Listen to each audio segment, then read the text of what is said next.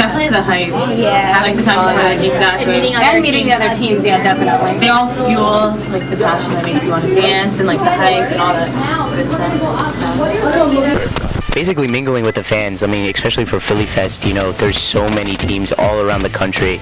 This is like one chance where we get to meet people that are all the way on the West Coast, and I think that's one of the greatest things. Network that is just so large. Meeting other teams, interacting with them, and just having fun, basically. Partying, dancing. That's what we do.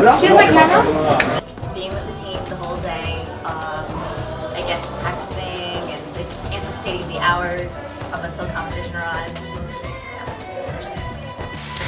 I think one of the favorite parts is mixture, but also just kind of team bonding. I would say I think going on practicing in Berkeley is very different than traveling with your team, only being with those 18 people for 4 days, day in and day out.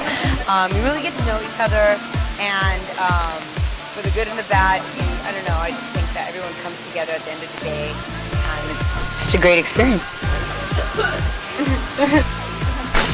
There are also people on other teams that you only get to see at these tournaments like 3 times a year.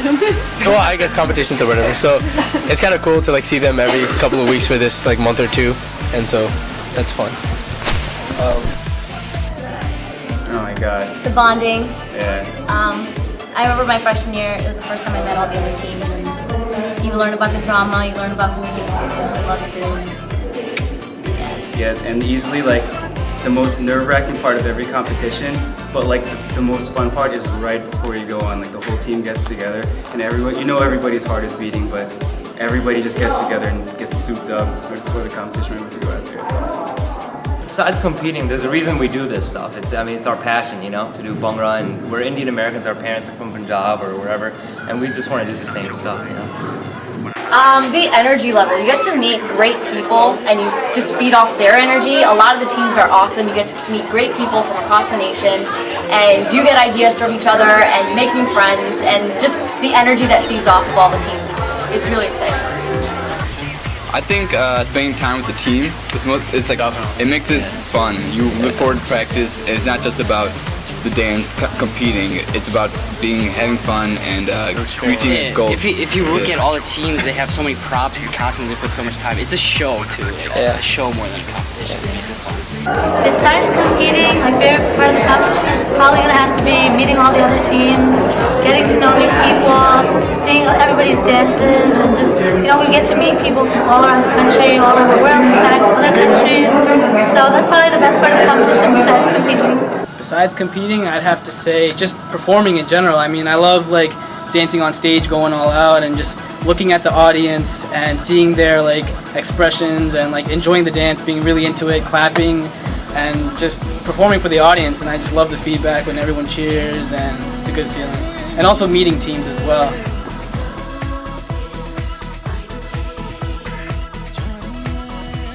Yeah, I think that comes back to the time thing in terms of like the competition being efficient. Also, like some competitions have team favoritism, and that's definitely a thing that negatively impacts the way we view competitions. But that would be what I would say. I'd have to say, I guess, improper management. Like I said, if liaisons they're not really around for the teams. Another thing that pisses me off is if some competitions don't even pay the teams.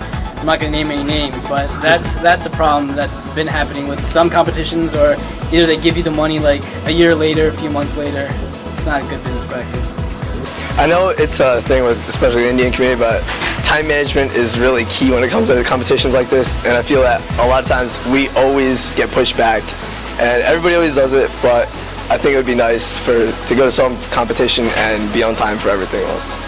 When they don't communicate with the actual venue, then you get 2 stories to like a prop idea, and then it doesn't fall through, so we have to change it last minute.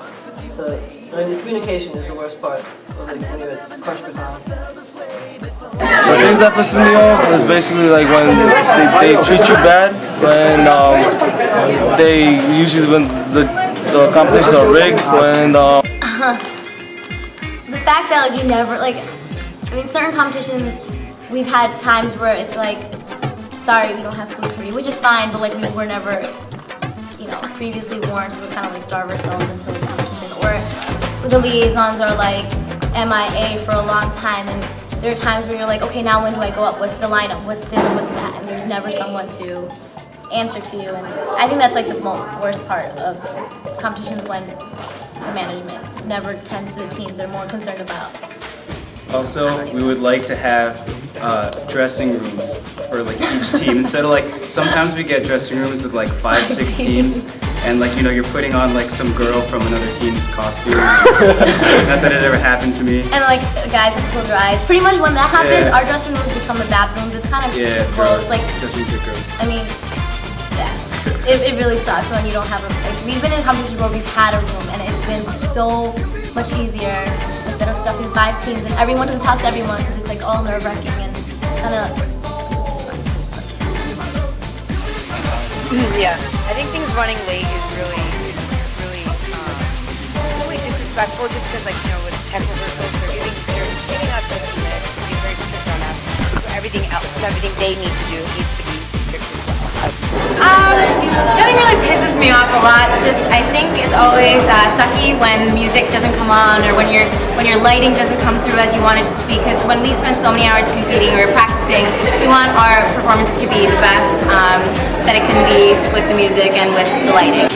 Everything that I said that you should do, doing the opposite. Not keeping your word, blaming things on the teams, cutting rehearsal times when it's not your fault,